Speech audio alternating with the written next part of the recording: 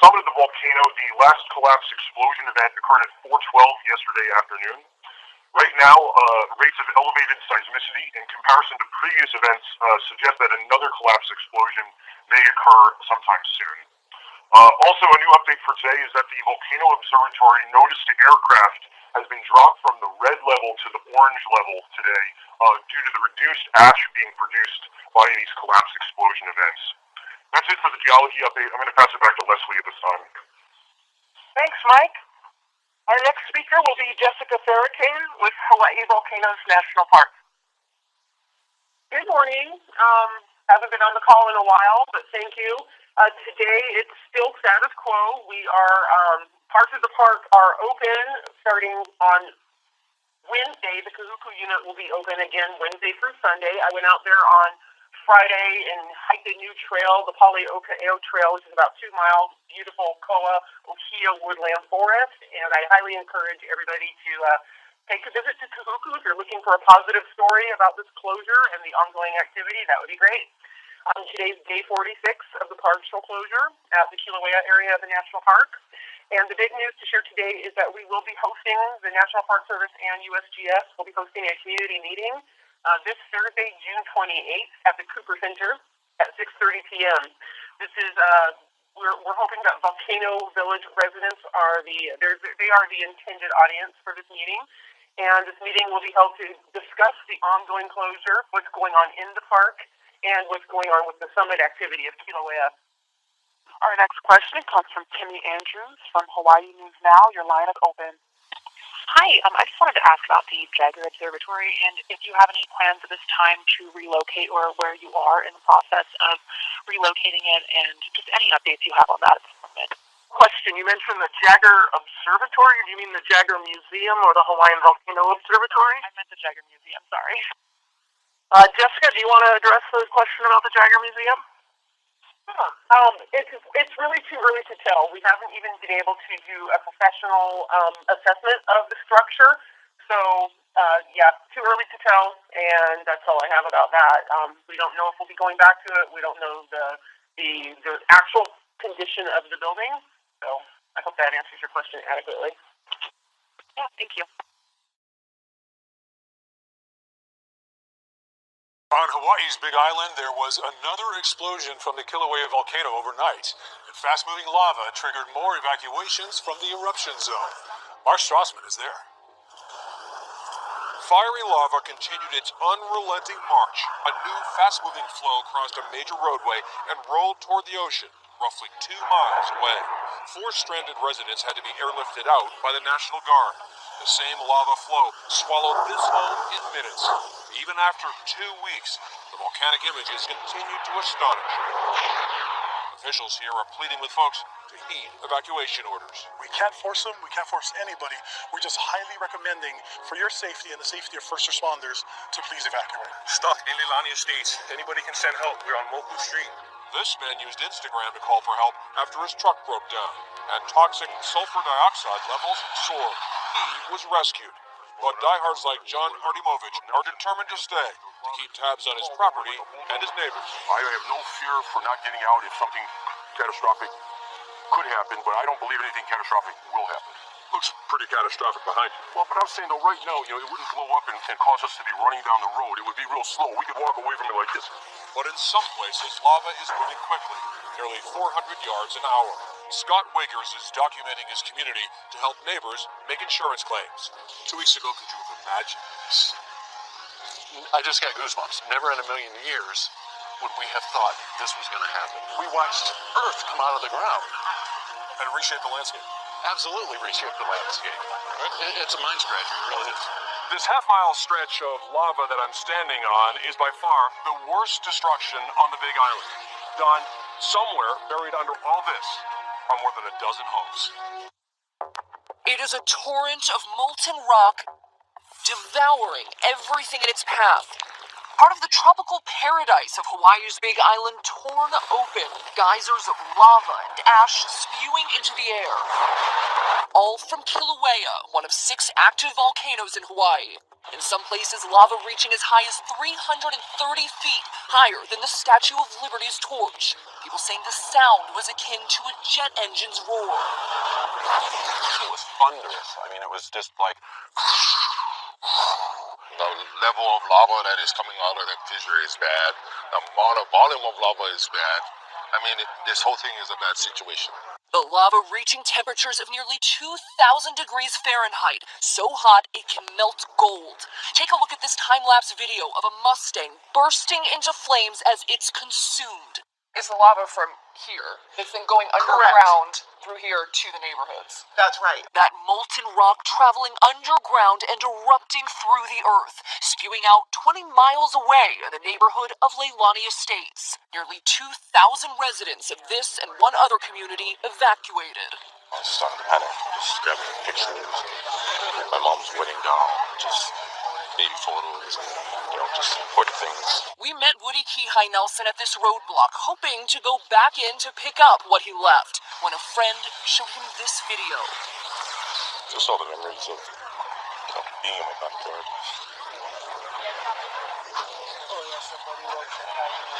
This is hard. That giant wall of lava creeping through that yard, closing in on his childhood home. Still a shock, and the memories kind of the one that hit me hard. Seeing these photos in my head of me and my brother in my backyard, and now it's covered in 10 feet of lava. He grew up knowing this was a possibility. Ever since I was a child, my mom told me that we live by the volcano, so it's really close, and it really did scare me throughout my life, and kind of kept me up some weeks knowing that the volcano was there, and this nightmare of finding it today. Holy This nightmare for this island began last week. Holy Here's son. Here's son. Oh my God, guys. earthquakes rattling the Big Island, and as the first cracks in the earth opened, plumes of ash and smoke rose into the air. It was roaring sky high. It was incredible. It was fuming, it was roaring, it was thundering, the rocks were flying out of the ground. Those 15 open fissures exposing fiery magma overtaking neighborhood streets, causing a week of mayhem.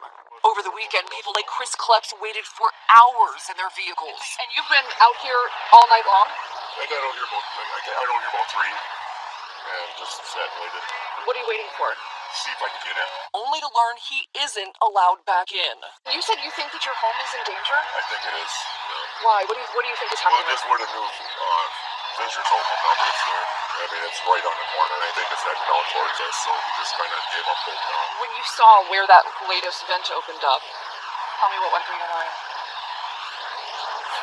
Oh, just wanted to cry. Just wanted to cry. So you think when you finally do get back home, what will you find? Ashes. It's ashes. Or if we're allowed back in, or a solid rock wall.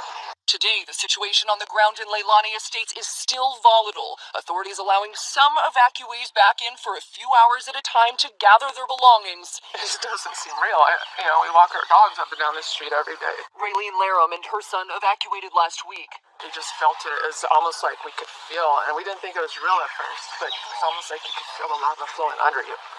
It was like we'd sit in the living room, it's like you could just feel it just kind of, it's just the vibration, it was strange. The fate of their home still uncertain.